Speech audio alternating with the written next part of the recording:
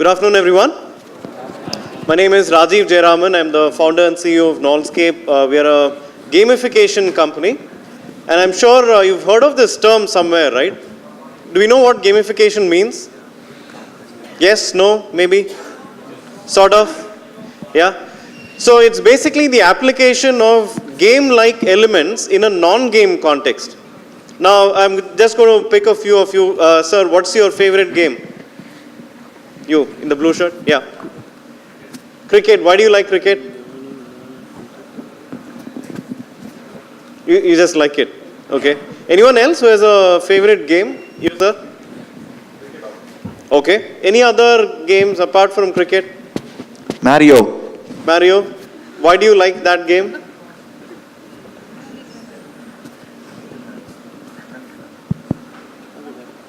Yes. Mario. Yeah. For the princess. For the princess. Okay, so we all have different motivations for why we play games. Some of us play games for competition, some of us play games because of the immersive storytelling or the rewards like a princess that you get at the end of the game, right? So today I'm going to talk about something that's fundamentally broken about the way we learn. And how, from a cross-pollination perspective, how we can learn from gaming and apply some of these concepts to learning so that we can all become better learners. The truth is, learning and survival are strongly related. Do you agree? If you don't learn fast enough or faster than your competition, you are kicked out of the business. Similarly, it applies to us as individuals as well, which is why Deming said learning is not compulsory, neither is survival.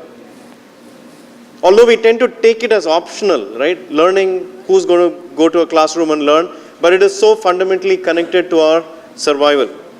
Now the submission that I have here is we spend a lot of time learning, but we don't spend enough time thinking about how we learn. There are so many advancements in neuroscience today that we can employ to become better learners, and that will unlock truly the potential that we all have. Otherwise, we are all stuck in some static systems. Back in the day, the Bard of Avon, Shakespeare said, all world's a stage and we are all actors. I have a slightly modern twist to it. What I'm going to say is, all world's a game and we are all players. Has nothing to do with the Abhishek Bachchan movie here, right? So, if you think about it, what is our education system but a long and protracted game where you get marks and awards at the end of it? What is a marriage but a game of cat and mouse, or it could be a fantasy adventure depending on how lucky we get? What is business but a game of monopoly, right? So there are game-like constructs everywhere around us. So all world's a game and we are all players. Now you might say, what about gaming? How can that potentially impact me as a leader, especially in the HR world, right? How can it potentially impact? The quick anecdote I want to tell you is the ex-CIO of Starbucks was only 32 years old, right? He was sitting inside a boardroom of a Fortune 500 company, and he was asked this question. All your peers are 50-year, 60-year plus, and you're just a kid in front of them. Where did you pick up your leadership skills from? Guess what he said? What do you think he said? He said, I picked up my leadership skills from a game called World of Warcraft. Some of you may have heard of this game. It's a massively online multiplayer game. Yes. And he said, I picked up my leadership skills from a game. So here is an example where you pick up skills from a game that translates into real life. If that is possible for a CIO or a CXO of a company, large organization, it should be possible for all of us. Now, why games? Games are the oldest form of social interaction that we've had. We've passed on important messages from one generation to the next, and we capture ideas and worldviews. Think about chess. What is chess? But a representation of Warcraft, right? So games are very powerful and can be put to great use in our learning system. Evolution of games. Can you identify the first game here on the left? Candy Crush. Yeah, one of the most popular games out there. Millions and millions of hours of gameplay every day, right? Happening on Candy Crush, World of Warcraft, and Farmville. We play 3 billion hours of game every week as a species. 3 billion hours of gaming. Imagine a portion of that being used for some productive use. I'm not saying this is unproductive. Anything that you enjoy doing is productive. Okay, look at it one way. But if we can use this in our learning context, in a formal learning context, my submission is we'll all become better learners, right? And it'll help us unlock some of the talents that we may have. So digital natives, the very reason why I thought about this particular topic is today you have an emergence of kids. Think about how they are growing up. They are what are called as digital natives. And most of us in this room are digital immigrants, right? We are that generation which has lived and studied in an age where there was no electronic media. The transition happened, and now we are in the thick of digital all around us. Okay? So quick thought experiment. When I use the word Apple, what comes to your mind? What comes to your mind? If you think of Steve Jobs or the phone, you are a digital native. If you thought of that boring red color fruit, you are a digital immigrant. When I use the word wall, what comes to your mind?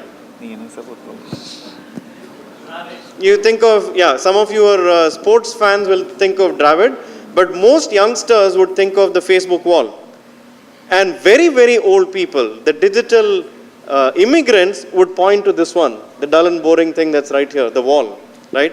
So there is a big gap. We usually think of the digital divide in terms of rural and urban, but there is a different digital divide happening across generations. And the reason why I was alarmed is there is an onslaught of new age learners. That's my daughter, 6-year-old, and I couldn't get the picture of my son, cute little boy. They are starting to beat me in some, mobile-based games. As a parent, I'm really proud.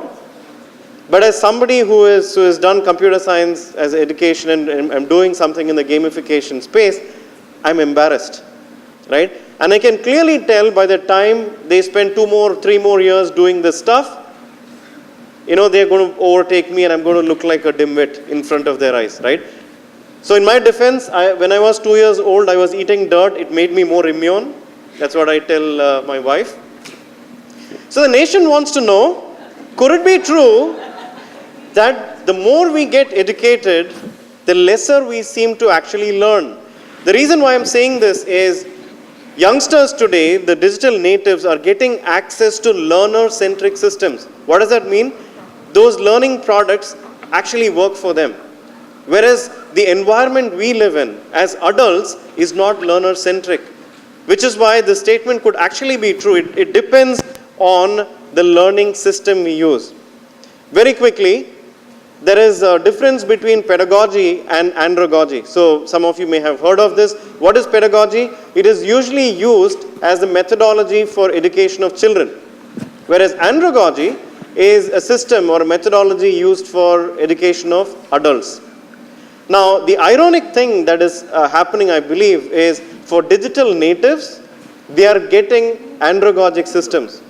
They are being treated as if they are adults. They are getting safe learning environments where they can try and fail. Whereas us adults are being taught.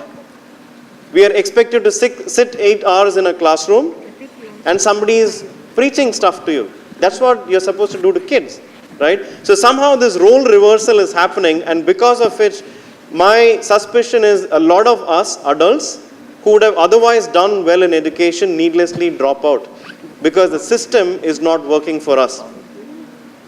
So we ended up creating the school factory, right? Why? Because there was a good reason for this. We needed a capable workforce, industrialization. So the last 150 years, we managed to industrialize learning, where the so-called expert comes here, delivers a lecture, you're supposed to grasp whatever I'm saying, and you'll truthfully reproduce this in the exam, and you become a winner, right? But today, and that's the system we've created, one to many, the broadcasting system. So here what happens is everything is optimized for the teacher. Everything is optimized for the curriculum, and the learner's experience is not thought through. Okay, so this needs to change. Why? Because there's something called Kolb's learning cycle, which says that anything that you try to learn, you will try to use your head, you will try to use your heart, you will try to use your hand, right? You will put things to practice. But if you think about it, in classrooms of today, most of the learning is directed only to the head. So people are not motivated, they are not able to apply what they have learned. So that problem needs to be fixed. And of course, HR professionals, you'll know this. There's something called Kirkpatrick's model for evaluation of learning effectiveness. Level 1 is what is called as a smiley sheet. How are people feeling? Hey, great, I attended a great program. That's level 1. Level 2 is what? Did anything happen as a result of it? Pre and post. Level 3 is, did behaviors change? And level 4 is, did some business impact happen? So we have somehow broken it down into these 4 steps. And my suspicion is most of our training programs today are at level 1. And this is something that I heard from a learning and development manager. I asked this person, what is the secret for a great learning session? Guess what this person said? Venue and menu. Venue and menu, right? So it doesn't depend on the content, not the expert, not the material, not the pedagogy. Where are you and what are you being fed? With those 2 things, you can clear level 1, right? But somehow we've not put the learner at the center of our learning system. So I'm going to explore certain myths. Number 1, myth number 1: the sage on the stage will show you the promised land. Okay, so oftentimes there is a temptation to get somebody very popular. Okay, this guy has been there, done that. He'll come and talk to you, and suddenly your life will transform. I've not seen that happen, quite honestly, right? And I'm sure, touch your heart, you know this to be true. That person cannot change your life. You have to do something for yourself, for behaviors to change. And any learning system has to be geared towards a learner. Enter Hermann Ebbinghaus. Anyone knows this person's name? Have you heard of this person? Ebbinghaus. Have you heard of this term called the learning curve? Yes, some of us have heard of learning curve. He also invented this term or coined this term called the forgetting curve. And conveniently we've forgotten that term. And what he says is 40 minutes after you hear somebody speak, in a setting like this, what percentage of whatever is being said will evaporate from your head in about 40 minutes? Take a guess. What percentage of whatever we are saying through the day, you've heard many presentations, what percentage would you lose in about 40 minutes by the time you reach home? 60%? 70? 80? Oh my God, that's depressing, right? So if that is true, you have an intuition for it already. It's not that depressing, it's about 40%. By the following day, guess the number? It's about 80% has evaporated. How about a week from now? You would have forgotten the very fact that you are here. True or not? Right? So if this is reality, why are we spending so much time and effort into what is happening in the classroom? Right? Doesn't make sense because neuroscience doesn't believe this to be true. We cannot transform people in an 8-hour session. Right? But somehow our system is geared towards that. So Confucius says, I hear and I forget, I see and I remember, and I do and I understand. Today it's possible to create an experience in the classroom and make people do things and have them remember. The whole idea of flipped classroom, back in the day when homework was given to us, what did that mean? You learn something in the class, you go home and you practice. Today we are talking about flipped classroom. There is enough content available online. You watch that video, come to the classroom. The teacher will help you solve problems. Right? The role of the teacher in the classroom has to change. Learning assumption 2, content trumps everything. It's not true again. In today's context, content is everywhere. It is ubiquitous, right? You go online, Coursera, Stanford, Harvard courses, everything is available online. So content cannot be the differentiator anymore. Facilitated practice is more important. Practice is more important than just knowledge. Learning assumption 3, day-long training programs produce learning magic. Not true. Right? I've spent about 7 years in this field. I've delivered a lot of day-long programs myself, and I know this to be true. You might remember parts of what happened, but it doesn't impact your life. As simple as that. So instead, what we need to do is we need to allow for new habits to be formed. Ultimately, if new habits are not formed, you haven't learned anything. It is just entertaining your head, right? So new habits have to be formed for which feedback, reinforcement and percolation of learning has to happen. Then new behaviors come in and you see impact of that in your life. Learning assumption 4, classroom is a place where most learning happens. True or false? True or false? Where does it happen? On the job, right? On the job. So clearly we know that, but most companies and most institutions tend to spend a lot of time in classroom because the assumption is the magic is happening here. The magic starts here, but it doesn't end here. It has to end in the real world. And context is very important for learning. So Kung Fu Panda doesn't learn Kung Fu in one place. He goes to different places and learns it. You'll see in many movies where the protagonist tries to learn new things. It's not often in the same backdrop because the context is also very important for learning. So I'm going to talk about how a game layer on top of learning can transform the way we learn. Okay? So this is the vision of the future published by IBM. They say that in the future the classroom will learn you. Profound, right? Because we've been learning in the classroom. In the future the classroom will learn us. What does that mean? Some system, automated system, will learn our learning patterns. Not all of us learn the same way. Some of us are visual, some of us are auditory, some of us are kinesthetic, tactile, right? So, but our learning system doesn't account for it. In the future, we should be able to make learning personalized and customizable. How do we achieve that? Firstly, we need to start with engagement. Today, there's a big problem of engagement. Students don't engage actively in the classroom. We need to do that through autonomy, mastery, and a sense of purpose. Why are we here? What are we learning? How do we reach the level of mastery? What do we need to know about gamification? It is not about games. It is about behavior. And unless behavior changes, learning hasn't happened. It is not about knowledge. Again, it's about behaviors. It allows quick feedback and progress so that you know you are getting ahead. And motivational and engagement techniques help you achieve deep learning. I'm going to skip this one. And I'm going to focus on 5 principles. And here's where it gets interesting. This is how games actually engage us. Anyone here who's played Temple Run? Anyone who's played Temple Run, let's say 4 hours in a row? Hours on end, you're just on it. Farmville, Fishville. You've seen these people, right? How do these games hook these people and get them to do this? They're not getting paid, right? But they still are so engaged. If we can understand the neuroscience behind it and apply it to learning, imagine what is possible, right? So these are 5 principles that you may want to think about. First one is the habit principle. So here my wife used to, on a daily basis, take care of her virtual fish. This is Fishville, right? By the end of the day, she has to scrub the fish tank, feed the fish, and there I am sitting waiting for my dinner. I am second priority. But the fish, the virtual fish, gets the first priority, right? So that's sort of habit formation that you're responsible for feeding the fish. And because of that, okay, 9 o'clock, it's time to feed the fish, right? It becomes a habit. And habit formation is so essential for behavioral change. Second one is reward principle. You would have seen this if you use Dropbox or any of these sites. If you refer this service to someone else, you will gain extra points or extra storage, right? Something useful that you can benefit from. So that's giving rewards to people so that they stay connected. Progress principle. I'm sure on LinkedIn you have seen this, right? On the right they show this. Your profile is 75% complete. Have you seen that? Yeah? So what does that mean? So they tell you that you're incomplete.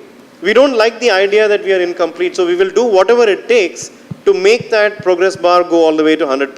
So this is how you're using progress principle to drive motivation and engagement. This is a fascinating one. How do you use the concept of stories? We just heard a session on storytelling, right? So Nike has an app for running, for runners. So when you run using a Nike shoe, it gets connected to your mobile phone and it gives you points, badges, leaderboards based on the number of miles that you have run. So that's one level of gamification. Imagine this other possibility, and this is an app called Zombies Run, where they tell you that, hey, you need to run, but guess what? Some zombies are behind you. You need to run for your life. If you slow down, the zombies will eat you up and you start all over again. So this is another level of gamification where you're being made the protagonist in a story, and that makes it interesting for you. And feedback principle, I'm sure you've seen this in Ola and Uber and things like that. The very fact that you are on Twitter, for example, you like something, it's a heart symbol. It emotionally connects with you, right? And that feedback principle is so powerful to tell you that you are at this level and you need to go to that place to achieve mastery. So I'm going to quickly summarize this. All worlds a game, we are all players. There is so much that we can do by introducing gaming principles in non-game context, especially HR, where things are fuzzy, things are a little intangible. So you can make it tangible through gamification. We can add a game layer on top of this, and we can have these 5 gamification principles, at least there are many more, to make our world a much better place, a fun environment, as Siddharth was talking about earlier. If we can make our workplace fun, a lot of issues that we are facing today in terms of employee engagement, attrition, we can get rid of all of those, right, to a large extent. Thank you so much for your attention, and thank you, organizers, for inviting me here. Thank you.